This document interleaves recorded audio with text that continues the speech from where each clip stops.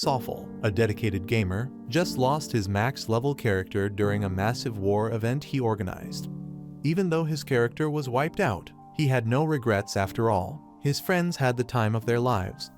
The war turned out to be so popular that the game's developers reached out to him with an offer. Excited to see what they had planned, Sawful clicked accept without a second thought. Unfortunately, he probably should have read the fine print, because the next moment he found himself standing in a strange room filled with people staring at him. To make matters worse, something felt off. His body wasn't his own. In fact, he realized he had been placed inside the body of his in-game character, Luffas. The people around him looked absolutely terrified. Trying to get a grasp of the situation, Sawful, now in Luffas's body, attempted to politely ask what was going on. But the second Luffas's mouth opened, an overwhelming pressure filled the room, forcing everyone to the ground as if gravity itself had tripled. Outwardly, Luffas sounded cold and condescending, asking the group if this was their usual way of greeting someone by licking the floor. Inwardly, however, Sawful was panicking, completely clueless as to why this was happening. Then it hit him: Luffas had an intimidation skill. That must have been the cause. Sawful fumbled to switch it off, but it took him a few minutes, leaving everyone pinned to the floor the entire time. When the pressure finally lifted, he approached one of the elves in the room to ask for answers, but the poor elf fainted out of fear before saying anything. Eventually, though, Sawful managed to piece together the truth. 200 years had passed since Luffas had been sealed away, and the Demon Lord still lived. In desperation, the kingdom had attempted to summon a new hero, but instead, they summoned Luffas, or rather, Sawful, inside Luffas's body. Sawful was thrilled at the idea that he had actually been pulled into the game world, but he quickly realized just how terrifying his presence was to everyone else. If he stayed too long, someone might literally die of fright, so he decided it was best to leave before things got worse. Just then, Luffas speaks up, and she tells everyone that she understands their concern regarding her presence since she kind of nearly took over the world at one point. But she assures them that her conquering days are over, so they don't have to worry. Although, she also has no interest in becoming their new hero, so she says they can just forget about her and summon another one or something because she's not sticking around. The king asks her where she plans to go, so Luffas tells him that she's just going to spend some time appreciating this world for what it is, but she'd be willing to come back if the need arises. Luffas then takes off, and Sawful somehow completely understands how Luffas's wings function, so he is able to use them without much issue. Luffas was Sawful's main when Xskate originally launched, and thanks to the game's novel system, actions taken by gamers were officially added in as lore. So with all the time and money Sawful spent getting Luffas to the top of the leaderboards, she is generally recognized as one of the most terrifying characters in this world. He could have stayed at the top of the leaderboards forever if he wanted, but that would have been way too boring, so instead, he made a deal with all the game's top players at the time and had everyone split into the light and dark factions so they could have an all-out war. The war in question resulted in Luffas being sealed away in a subspace after her defeat. And while it was a lot of fun for Sawful, for this world it was reality, so Luffas is almost universally feared here for what she did. Mind you, the entire time Sawful and his friends were enacting their little war, they completely ignored the game's main objective of slaying the Demon Lord. So Orm is still alive, and has been that way since Luffas was sealed.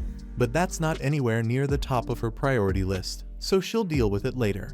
Right now, she just wants to experience the game world that has now become a reality.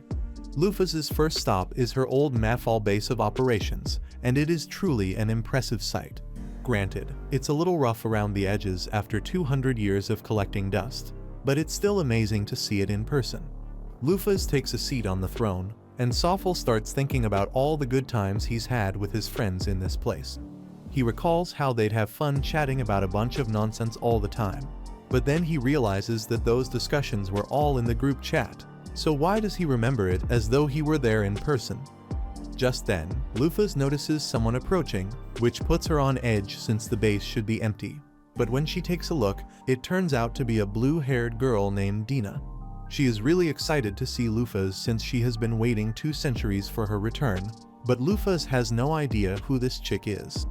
Dina is incredibly hurt to realize that Luffas forgot about her even though she was her most loyal advisor. but Luffas doesn't remember ever having a use for an advisor in the first place. However, now that he thinks about it, Sulfur recalls that when he was building this base, he thought it would be cool to have an NPC in the background to make the place feel more alive. So he placed Dina and just kind of left her there. She must have gained sentience when this world became reality, and Sulfur feels kind of bad since she was stuck here by herself for 200 years. So Luffas plays along and says there's no way she'd forget about Dina. She thanks Dina for protecting the base while she was gone, and Dina is incredibly grateful to hear such kind words from Luffas. But putting that aside, with all the time that has passed, Luffas is out of the loop on the current state of the world, so she asks Dina for a quick history lesson to catch up with modern affairs. Dina says she'd be more than happy to explain everything she knows, so she tells Luffas that after she was defeated, the 7 heroes went on to found their own separate nations.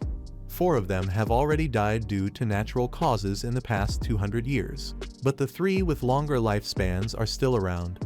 Luffas can't help but wonder whether the heroes in this world are really still his friends, or if they became NPCs, so he plans to pay them a visit sooner or later. Next, Dina explains that the Demon King, Orm, is still alive, and that's mainly because the 7 heroes failed to defeat him after they sealed Luffas away. In other news, Dina says that Luffas's 12 heavenly stars are still around as well, though most have gone their separate ways. The 12 stars are a group of rare and powerful monster NPCs that Sulfur collected because he thought it would be cool to have a small army of elite generals serve under him. Luffas asks Dina if there are any updates on the 12 stars, and she says she knows the location of 6 of them. But 2 of those 6 seem to have joined the demon army in an attempt to get back at the heroes who sealed Luffas away. Luffas is a little disappointed to hear that some of her minions joined the demon army over her defeat since the beef was never that deep, so she's going to have to chew them out once she finds those 2. But that aside, she's glad that she at least has something to do now. Her initial plan was to just go around exploring the world for fun and find out whether the 3 remaining heroes are players like her or not. But first she needs to go round up the 12 heavenly stars because she'd be responsible if any of them went around causing trouble for no reason. She asks Dina to give her the location of the first heavenly star, so she pulls up a map and points to a place called Svel. This is where one of the heroes has been living for the past few years, and the heavenly star, Eris, has been trying to invade it for months now. Now that she knows where to find Eris, she immediately starts heading out to find him. But Dina yells for her to come back because she can't just leave without making preparations. First of all, Luffas has no money on her, and Dina would have been willing to give her some. Inflation's a bitch, and she's been waiting so long that all the money she had is practically worthless now. Luffas says she can just earn some more money along the way, but Dina tells her no one is going to want to do business with the legendary conqueror. Luffas argues that there's no way anyone would recognize her face after 200 years, but she is reminded that races like elves exist, and a bunch of them are bound to know who she is, especially since the kingdom has probably issued a public warning of her arrival. However, if Luffas wants to earn money, then Dina knows of a job she can do that doesn't require a background check: adventuring. To get started, Dina leads Luffas to the trade city of Ydalir, but she would draw too much attention with her dark wings exposed, so Luffas sticks them in her oversized cloak as a disguise. She hates how uncomfortable it is to walk around like this, but they don't really have much of a choice in this situation, so she'll just have to deal with it for now. Once they arrive at the Adventurers Guild, Luffas mentions that it feels nostalgic to be back in the den of misfits and degenerates since, according to her lore, she was an adventurer before she founded her dark nation. However, she soon realizes how weird it is that she feels a sense of nostalgia from this when it is technically her first time setting foot in the guild. Dina notices that Luffas seems lost in thought, so she asks her if something is wrong, but she just brushes it off and says they should go take a look at the job board. While they are searching the job board, Dina spots a job that pays 3,000 coins, and all they'd need to do is find a bunch of lost cats.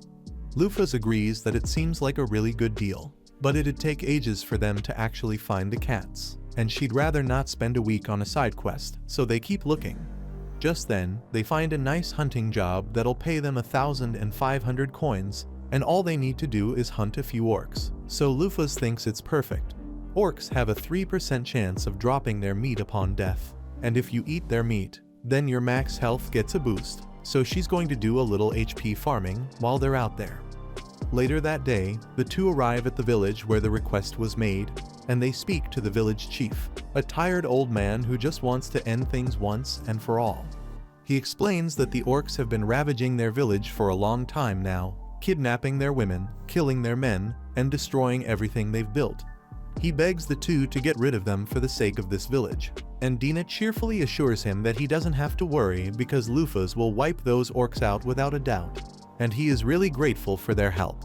With that said, they head out into the forest to track down the orc den, and before long, they manage to find it with two orcs posted out front as lookouts, so Luffas starts getting ready to attack. Come to think of it, she hasn't actually checked her stat screen since she got here, so she pulls it up, and fortunately, she still has all her max level abilities, so killing the orcs shouldn't be difficult. But she's not sure if she's mentally prepared for it since killing these things on screen is completely different from killing them in real life. She activates one of her abilities and creates a dozen swords at her side before launching them straight at the orcs, and the resulting mess is absolutely disgusting. But for some reason, Luffas feels oddly calm about it.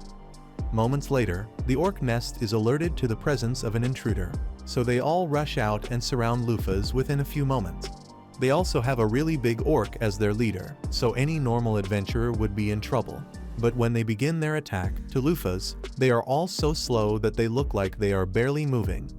The difference is so great that she realizes that she probably won't even need to create any more swords to handle them. So she takes off and starts chopping the heads off the orcs at top speed. She's so fast that the orc leader has no idea what's going on. All he sees is the heads of his men flying off their bodies. She then stops and looks at the big guy just to say, "Hey, I just wiped out your entire squad. What are you gonna do about it?"